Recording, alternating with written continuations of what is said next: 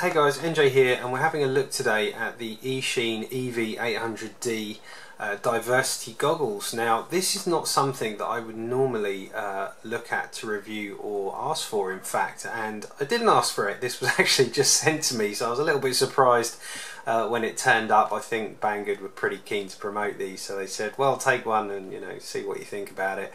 But as I said, I've been flying Fat Shark goggles right from the very start. My particular Fat Sharks that I do have still are these are the original Attitude V1s. These, you can see how tired these are now, but they're still working great. Whatever you say about Fat Shark and their kind of resistance to progress, and certainly slow progress, their components are very good and their stuff really does last. But yeah, I've been using Fat Sharks for since they've first been out, really, and I love the lightness of it and the convenience and the portability. It's very easy to fit in with all your other gear, so this kind of thing just didn't really interest me. But that said, there is a massive difference between this and something, well, there's two kind of big differences between this and something like the Attitudes, or the Fat Shark style goggles, I should say. The first is the price, and that's a pretty big deal. Getting into FPV is expensive as it is anyway. I know it's getting cheaper all the time, but one of the biggest investments in FPV is the goggles. Not everyone wants to drop $400–500+ on a set of goggles when they're not necessarily sure if it's something that they want, or they just it's not within the budget. There needs to be other options. And before the Fat Sharks were around, this kind of where the roots of this kind of thing were born, whether people were homemaking small screens and putting cardboard box sides around the top and the bottom and finding a way to isolate the outside world so they could they could do FPV with their planes. So it's all from that kind of thing that we ended up with this kind of style of goggle.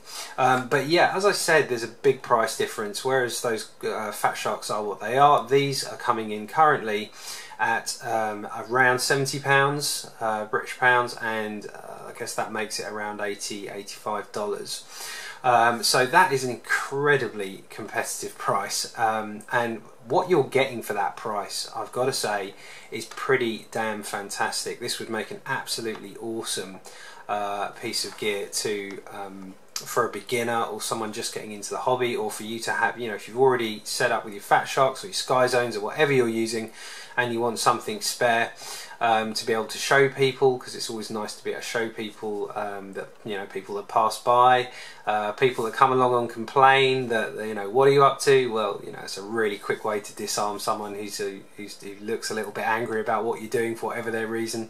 Just say, oh, well, have a look through this and I'll go for a fly. And it always amazes me how quickly their face lights up, and it's the best thing they've ever seen. So having a cheap second set of goggles, this kind of thing is awesome. So let's have a look at some of the features that make this so great. So it's a 5-inch screen. It's not high definition in here. The screen is a 800x480 resolution. So as I said, no HD input on here, but at the price you can't expect that kind of thing. It has a fixed Fresnel lens in there. It's a little bit tricky for you to see in here until we power it on, but yeah, you can see the lens here. This has a 3x magnification boost, and a 92% transparency. It seems to work fine. I've got pretty decent vision. I had no problems focusing through here. The actual outside of the cushioning here, these are really comfortable to wear. I was kind of worried that this kind of thing would feel really heavy on my head, but thankfully the 3-point harness is the actual points at which they choose to support the goggle. It would be different if this was supported here, or maybe here might be a bit of a funny angle, but they've put some thought into making sure this suspends nicely from the head, and obviously everything's adjustable, so it really doesn't feel that heavy at all once it's on. The cushioning, this stuff, this is so comfy.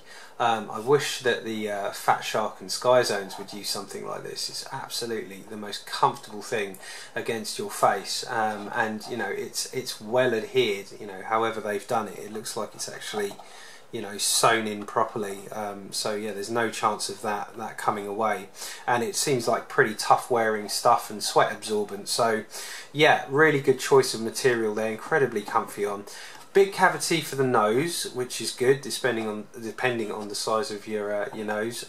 I will say there is a bit of light leak down here, but this screen when it's on is so bright that as soon as you start flying you just don't notice it. It really doesn't matter, and it's actually quite nice that you can see a little bit of the ground beneath you. It's really easy if you want to, you know, reach down and pick other stuff up, or you know, grab your radio or whatever. It's quite easy to see down there, so that's a nice thing. Another nice feature, as I've mentioned briefly, it has diversity. I have my own antennas on here, my preferred, a couple of my preferred antennas on here.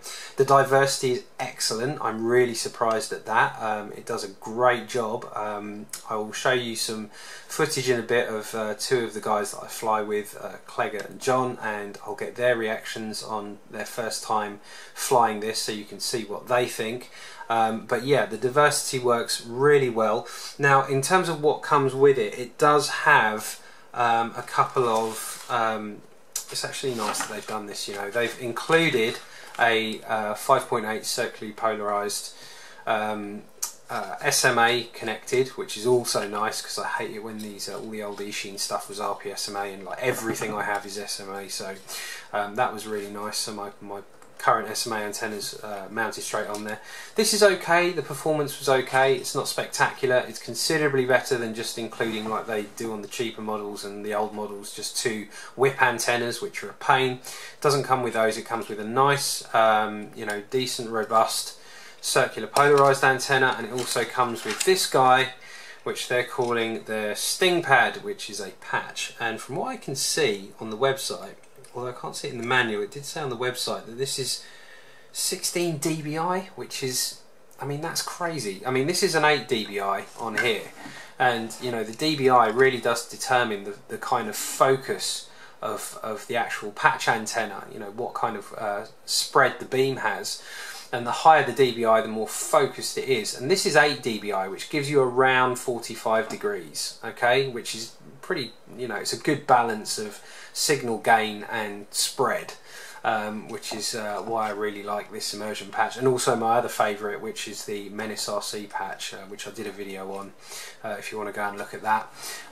If this guy's 16 dBi, it's going to be, you know, it's going to be like that. It's going to be super focused. There's hardly going to be any spread, so that's going to be a bit of a crazy sweet spot for flying in. So I'm not entirely convinced that's the best strength to use for a patch in this kind of scenario for quad flying. But hey, it's there. It's something different, and at least they include it. Again, you're getting a lot for the money. The other thing we have in here, I will say you do get a power brick to charge it, which is this guy. It's a 12 volt 2 amp mini barrel jack here. It's one of those annoyingly thin ones here that plugs into the side, and it comes, I think they all come with the US style plug, but as this was coming to the UK, they did provide me with a UK adapter, so that's fine. It does have one of these very standard looking connections here, so you could get one proprietary to your country quite easily. They're dead easy to find. Now, the reason they give you that brick, obviously, is there's an inbuilt battery. There's a 1200 milliamp battery in here, which, again, lots of conflicting information, but on the website they say it gives you 3.5 hours. In the very skinny and just about got all the information in here manual, which is literally this, they seem to say it will run for 2 hours, which I think is probably a little closer to the truth. I would say that if you're recording DVR and other stuff, I'd say you're more likely an hour and a half, something in that territory. I think they were being a bit liberal with their estimated times on the internal battery. But another nice inclusion here, if I can get to it, is they have this cable, which they've also supplied with it, and this will go from a standard balance jack of a 3S battery. They say it can run off a 2 or a 3S, but this will only plug into a 3S. But you take the balance plug of a 3S battery and put it in there, and then you've got a way to continue to power this at the field and then while you're not using it, of course, it will then charge the internal battery. So absolutely brilliant of them to include that. Really useful thing to have if you're going out for a day of flying. You don't want to be running out of battery. And then they also give you an analog, because it is just analog audio. It's a video input cable. So they've included a couple of nice bits and pieces here. There is also a kind of standard cleaning cloth, microfiber cleaning cloth, and this thing, which is their bag. It's more of a gesture really. It's not really going to protect it, but it's something to throw everything in, little drawstring bag. Better than nothing. As I say, the manual's fairly simple. It just gives you just about all the information you need. In terms of operation, we can have a little look and go through that now. Now, rather than me kind of go down, actually let me power it on just to show you. You hold down the power button here, which is clearly labelled, for a few seconds and let go.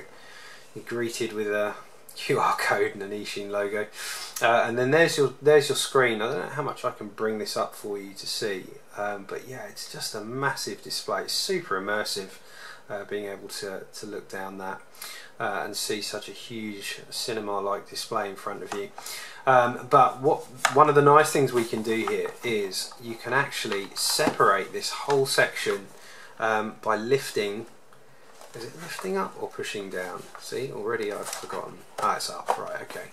So we're going to move up and then pull away, and you can see you can actually remove this. You can see there's two little lugs here. There's a better look at the lens. So that whole section can come away. Let's move that out the way for now. And you're left with a portable monitor as well. How cool is that? Even better, it's got a standard mount for a little tripod, something like a Joby or something if you want to put that down. And it's nice that they've chose the separation point to actually be recessed so that you have a bit of a sunscreen here.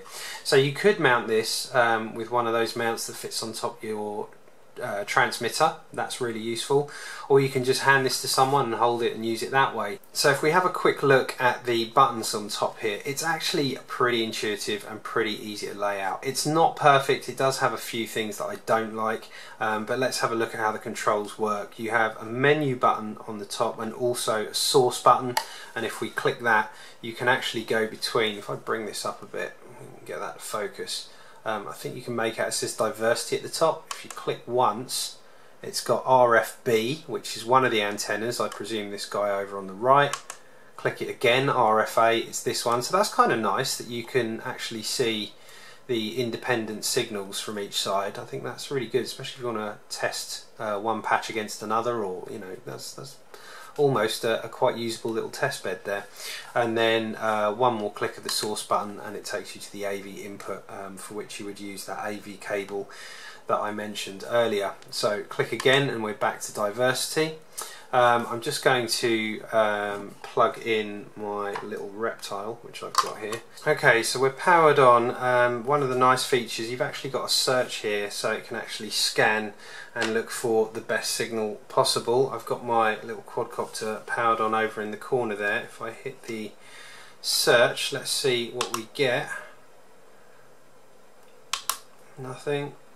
Has it found it now? Yep, there we go. So it took a couple of presses. Just seemed to, it might be that I'm incredibly close to this, that it's maybe overwhelming the signal, but it has found exactly the right channel, which is D1 5740, which is Fatshark 1.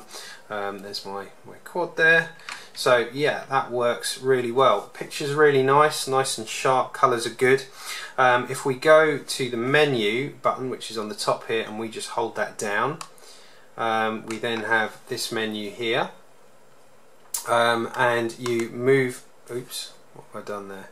Oh, I waited too long. Okay, so it disappears pretty quick. So yeah, you press that a single time to move down through everything, and then on the top here you use the plus button to change between things.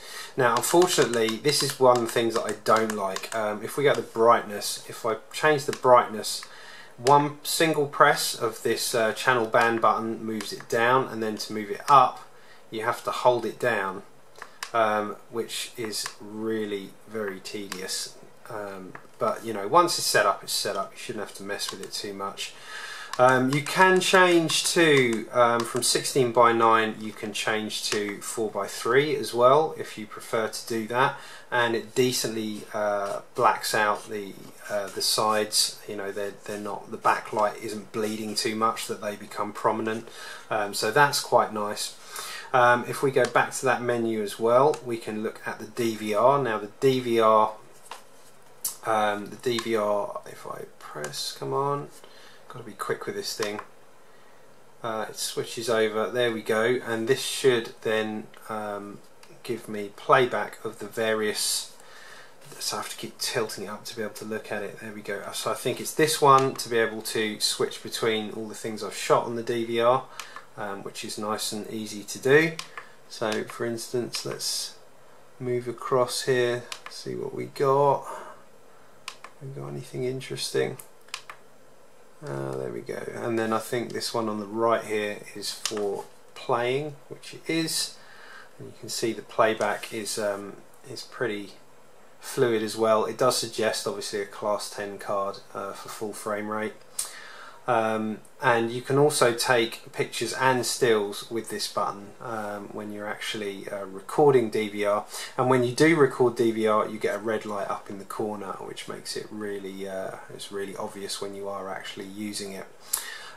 So yeah, it works really well. I think I'm about to fly there. Yeah, there you go. So the DVR works really well, the diversity works really well. As I said, we'll cut away to some footage of my two pals having a fly of these goggles to see what they think. So you can pause, you can carry on playing, and if you want to get out of there, I think you just press the power button once and that takes you back, press it again and we're back. So yeah, all in all, I'm really impressed with these goggles. They're a great addition if you've already got something like a set of Fat Sharks or Sky Zones or whatever, and you want something, just something else to have in the bag to either use as a portable screen. Sometimes it's easier to have a screen and be able to work on other stuff, like for instance when you're focusing the lens on your camera, it's a real pig to try and focus whilst you're wearing a pair of goggles. Being able to use this as a separate screen is awesome. As I said, being able to hand it to someone, or if you're teaching someone to fly, being able to, you know, show them like this, attach this to a transmitter, then add the, you know, the section on top to be able to use them as full goggles. They're really versatile, and for the price, you know, that's you're getting an awful lot. Very functional, top job Eachine. Let's have a look at what a couple of my friends think of it. How do they feel? Heavy, light, normal? No, they're light. They've got a bit of a weird bubble on the front, you know, bouncy, but I can't focus this good. I'll have to fly it. No, one eye closed doesn't help. I mean, I can, it looks like it's okay. Can't help it, my 48-year-old eyes are pretty fucked. So you'd normally have to have contacts with this, you think, or? I think it needs some kind of depth adjustment, like some of the other ones, like the Quantums have. Yeah. Yeah, so you need the... Could you wear glasses with these, do you think? I think you probably could if you've got small glasses. If you've got big glasses, yeah, not going to happen. I used to have a pair of those small glasses in my test kit, but I don't have them now. So, am I close to the ground? I can't really tell. You're about 5 foot there. I think a youngster with good eyes would be fine. I mean, it really is. It's a wide screen, which gives you it's a nice field of view, I must admit. It's nice and... It's immersive. It is more immersive than the goggles, I think, because you get to, I think, you know what I mean, you get a sense of being able to focus on a spot rather than your eyes sort of working independently on a different screen. So what do you think about the fit? It's an unusual fit, but it's actually very comfortable.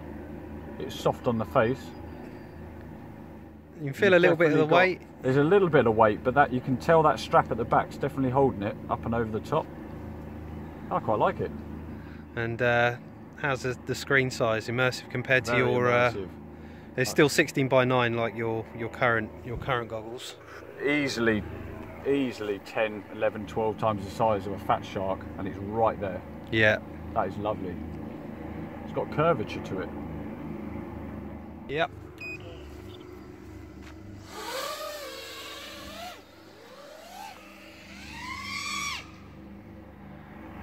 Oh, do you know what? This takes me back to my Quantum V2 days. Yeah, I guess it must be a similar kind of field of view inside the goggles. It's bigger. Do you know what? I actually like this. Yeah? I can imagine transportable wise, it's probably not. It's quite a big, cumbersome thing to put in your fly bag, but. How's the diversity holding up? No break up at all. I'll go behind these trees here. Tiny little bit of flickering. Oh wow! No, that's really impressive. So I'm behind the second clump right at the back, quite low. I've got a little bit of static, but that is it. So that's doing pretty well at switching. That's better than my fat sharks. Wow. That's pretty good. I like it. And if you lift up the whole front section and push down on the rear section, it goes down, pulls away, and you've got a little mobile screen. So nice. Not bad at all.